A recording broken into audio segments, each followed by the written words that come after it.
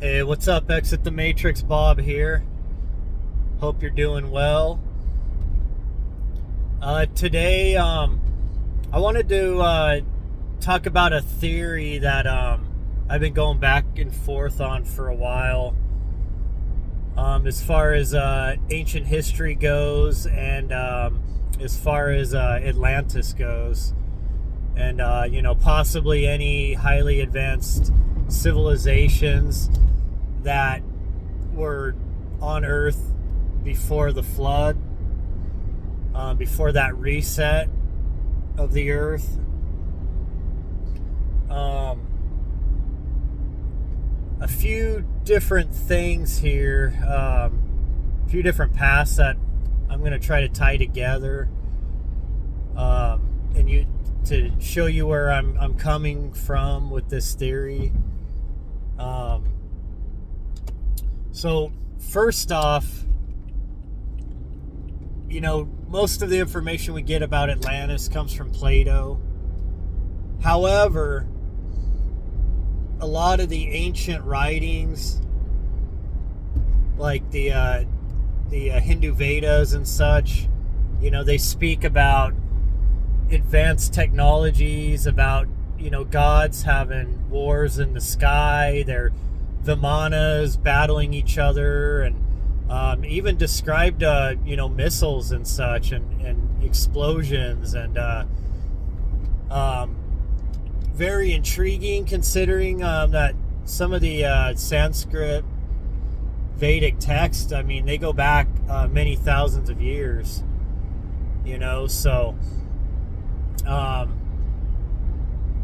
it's interesting when you think about that. And then of course, when you look at the Anuna, the Anunnaki, as many know them, though originally in the oldest cuneiform they were called the Anuna.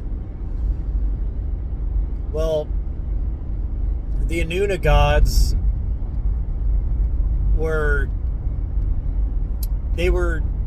basically the beings that taught humans how to build civilization. When you read the cuneiform, you'll find that different gods had different specialties, that they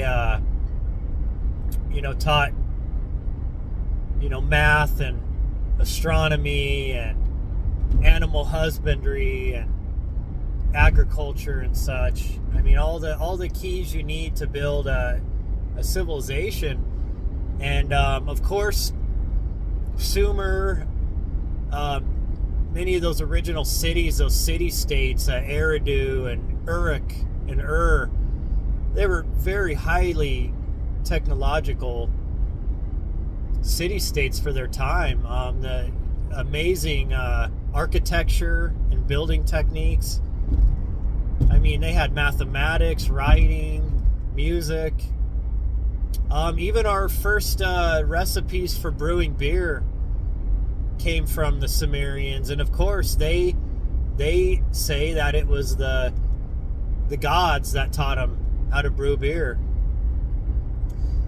And then we could jump over and we look at the Book of Enoch, where Enoch's talking about how the Watchers, that were supposed to protect and watch over this realm, started interfering with this realm and basically trying to give humanity a jump start into building civilization and such. And that was what got the Watchers in trouble, was that they weren't supposed to meddle in this realm, but they did. They started teaching humanity warfare and how to work with metals and the sciences, and according to the Book of Enoch, it's quite obvious that genetics, that highly advanced science, genetics, were also being taught at that time. So I want to jump another lane here, so just keep all that in mind. Now let's jump another lane here. I'm sure most of you have heard of the god Hermes, also known as Mercury to the Romans. Messenger of the gods was who Mercury was. And you've probably heard of the Egyptian god Thoth, also known as Tahuti. And there's a few more names that this god, at least who was termed a god in a lot of the ancient writings. This person, Thoth, was also known worldwide. In the Bible, he was Enoch. In the Sumerian cuneiform, he was known as Ningazida. And in fact, he was actually one of the sons of Enki, the serpent in the Garden of Eden. He was the rival brother to Enki's other main son, Marduk, also known as Ra in the Egyptian pantheon. And of course, Marduk was in the Bible. You know, he's sometimes called Baal, Merodach. He was a rival to Yahweh. You know, his Yahweh's Hebrews coming out of Egypt were actually melting down golden figures to in allegiance to Ra, to Baal, the bull. That was one of his symbols, and you know, of course, that infuriated Yahweh.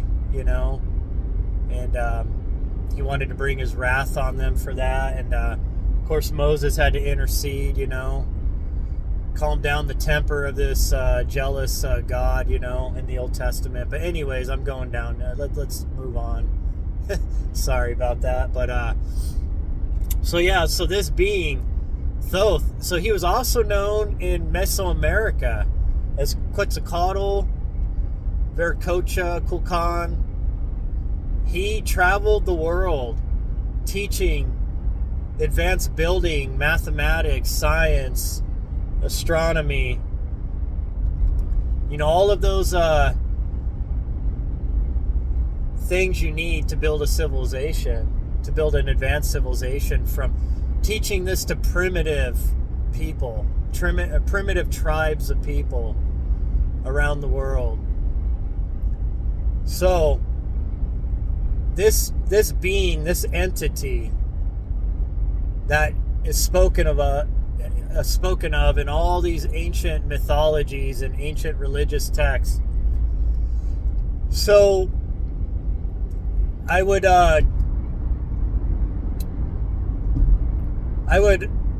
challenge any of you that don't know much about Thoth, Hermes, any of these personas that he's known as, to read the Emerald Tablets of Thoth. Of course, my conservative religious brothers and sisters would attack that and say he's a demon, that it's heresy and blasphemy and all this. I'd say go read it for yourself. Is the whole writings of the Emerald Tablets of Thoth actually from Thoth himself, from Hermes himself? Possibly, possibly not. However, if you read the Emerald Tablets of Thoth, it is quite apparent that this was mystery school teachings that were passed down from thousands of years. Highly advanced information about our reality, about what we are, where we come from, the powers that reside within us, what we're capable of, out of body and such, astral travel, that we are creators, that we can manipulate the quantum field. The Emerald Tablets of Thoth actually explain the quantum field pretty well, quantum mechanics. And this was, you got to understand, even the Emerald Tablets, when Dorian, made those available to humanity. You know, I believe it was, and it was back in the 60s, maybe earlier. Sorry that I don't have that exact number here on me right now since I'm in my car. I should have looked that up. But anyways, that was all before quantum physics were being delved into at the depth they are now.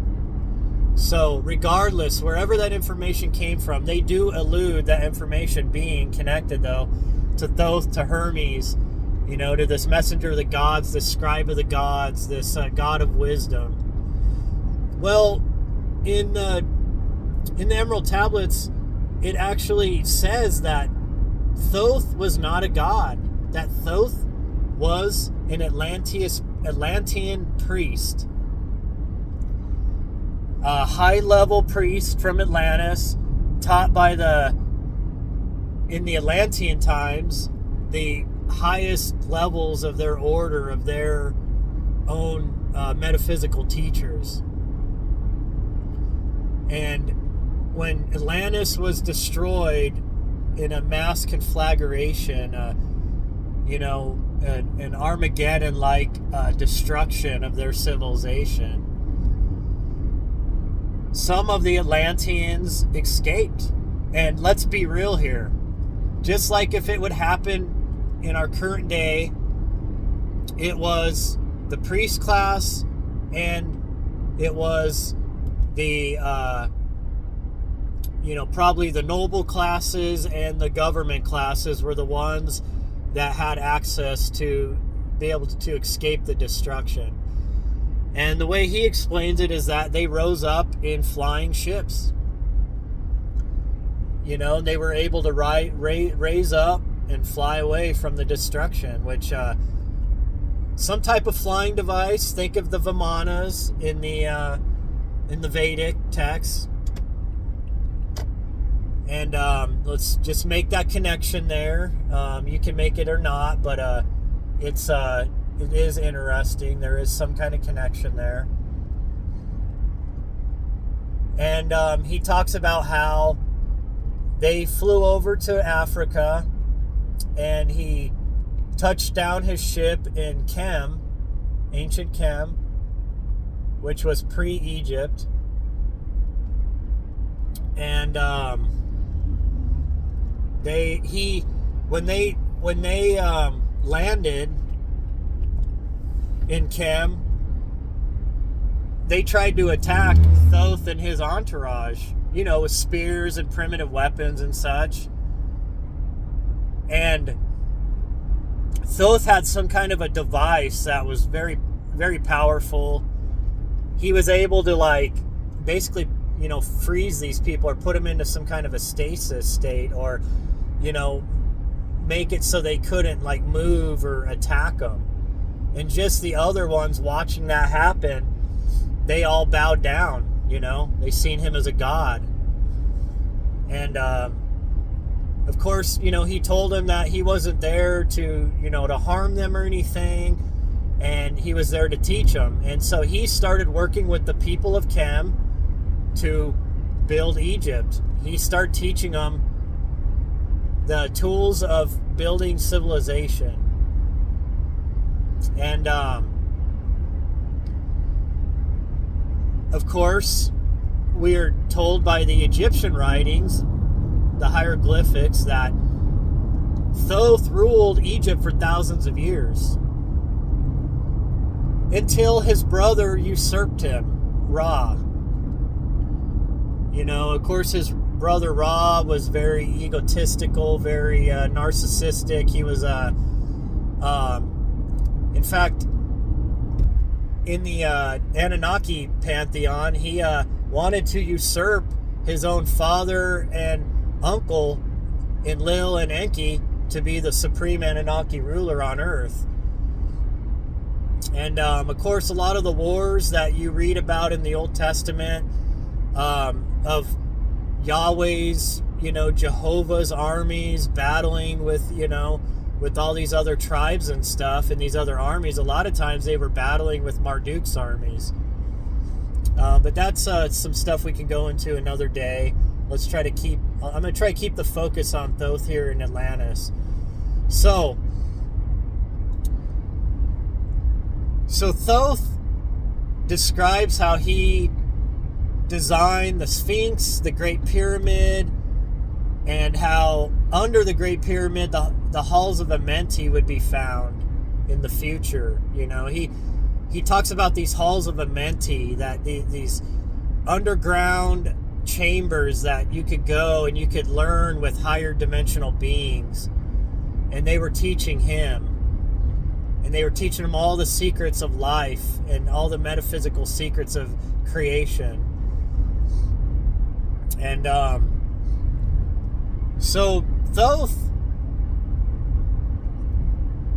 went around the earth and he taught these same building techniques, these same secrets to civilizations all around the world, or all around this realm Earth. And of course, helped the Mayans, the Incans. Even he was in far east, Japan and China. There's megalithic pyramids in China also. They're all around the world, in Southeast Asia. And he was the same thing. He was recognized around the world as a god, but he was a human, and he came from a highly advanced civilization, and he was bringing primitive people this highly advanced knowledge. And of course, to some degree, he had to simplify it, right? He had flying devices, he had weapons that were, probably more advanced than what we have now. And so he had to simplify these teachings. But you look at these pyramids that popped up all over the earth, and here's something I think he was also doing. I think he was trying to raise the earth's vibration. He was trying to help humanity metaphysically raise. And so what he was doing was he was designing and having these people build these pyramids all around the world on different ley lines, on different energy points on the earth. He was building a grid network around the earth. And I don't know, some people say he was actually building the matrix itself, like the energy matrix to kind of control humanity, souls and all that. Hey, and that could be. He may not have been a totally positive dude. I get that, okay? There could have been a nefarious thing behind this. I have not found any nefarious things from his teachings. If anything, if you read the Hermetic teachings, it is basically teaching you about, the quantum field and such, and how it works, and how we metaphysically interact and can manipulate and manifest with that field. Of course, his father, Enki, was known in the Old Testament, in Genesis, as the serpent, as the bad guy. That was teaching Adam and Eve, from the tree of knowledge, the tree of good and evil. So take that as that, take from what you will from that. We could go into that a little deeper someday. It is not quite what it's taught in Sunday school. Nowhere near that, in fact. But so basically what I'm trying to do, I'm trying to do this in 30 minutes, so I'm sorry. I'm jumping around, but I'm trying to grab all these different strings here, and I'm tying them together for you here, so you can kind of see where my theory's going. So, Atlantis was destroyed. The few that escaped Atlantis reestablished around the earth. Thoth wasn't the only one reestablishing civilization. Of course, we know that the Anunnaki are, from heaven they came, that they were the royal bloodline, right? So they were more than likely the royal bloodline that ruled Atlantis. They reestablished with the escapees that were from the priest class, from the from probably top scientists, military class, all that. They reestablished their presence on Earth. They start rebuilding civilizations. Of course, Mesopotamia, the city-states, each of them kind of had their own city-states. Of course, you had Inanna, known as Ishtar in the Bible. She ruled over, Uruk was one of her cities. You had Yahweh, who was in Lil, from the Sumerian pantheon. Yahweh, also Ahura Mazda and the Zoroastrian. He also was obviously reestablishing his presence on Earth. It seemed that he really had a fond taking for Jerusalem, for the Levant area. Of course, trying to bring his chosen ones up out of Egypt, out from under his brother's son's rulership, bringing them into the Levant, his chosen people, supposedly. And, they were all establishing civilization all around, northern Africa, all throughout Asia, throughout the Middle East and such, in Mesoamerica. And so I think what we really are seeing here, who the Watchers were, I think they were the Atlanteans. They were a highly advanced civilization. I'm starting to see the Anunnaki not as coming from outer space or even another dimension, but coming from maybe other lands here in this earth realm that we're not privy to, or from destroyed continents that their cities and their civilization was established on. I mean, if you look at the earth, there's a huge section of the earth that there's no landmass, or at least that's what we're told. That's all just open ocean. So there's many places on Earth that their ruins they're more likely underwater, or they could have been buried in Antarctica. Atlantis could have been Antarctica. And there could have been a pole shift. There could have been some mass, destruction that happened that shifted the plates on Earth, that moved the continents around. Regardless, it is interesting how advanced building techniques and all these things popped up all around the earth thousands of years ago, simultaneously. Supposedly from humans being hunter-gatherers before that time. Of course, we know that the mainstream academia, their timelines are way off now, off by thousands of years. I mean, Göbekli Tepe, Karahan Tepe, Lake Van. We're starting to find that now we're looking at civilizations now that can be dated to as far back as almost 14,000 years BC. So we already know now that their timelines are BS. The biblical timeline, 7,000, 6,000 years is BS. But it's very intriguing theory to look at the possibility that Atlantis, with their destruction, that the survivors taught civilization and rebuilt civilization all around the earth, and that they had to work with primitive tribes and teach them.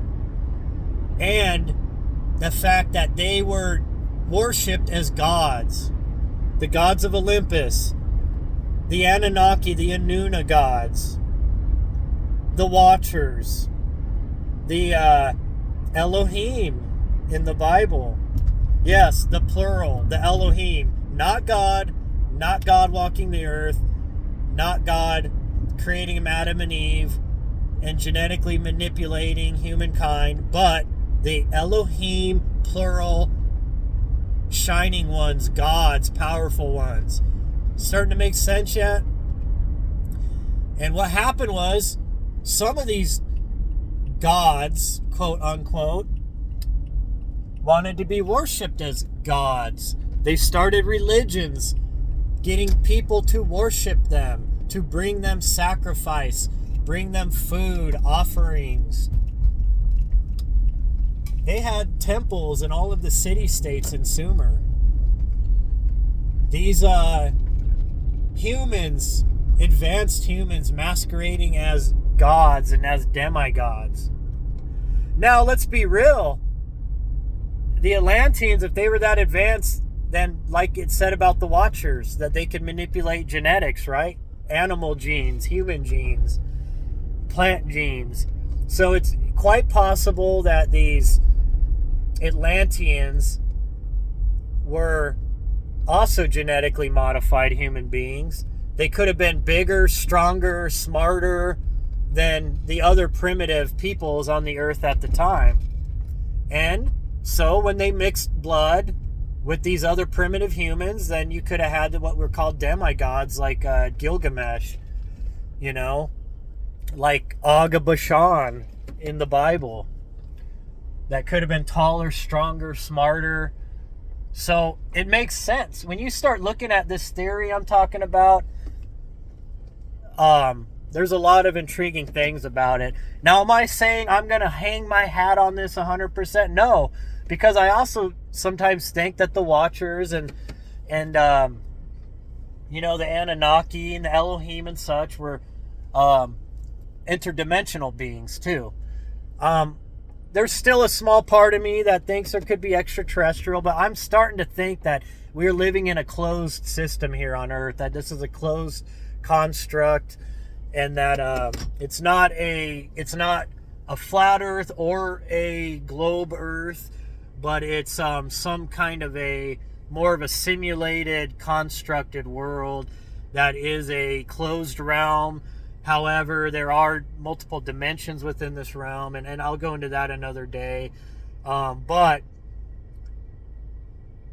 Earth is so ancient, and humankind is way more ancient than we can imagine. And there were times when there were different humanoids on the Earth.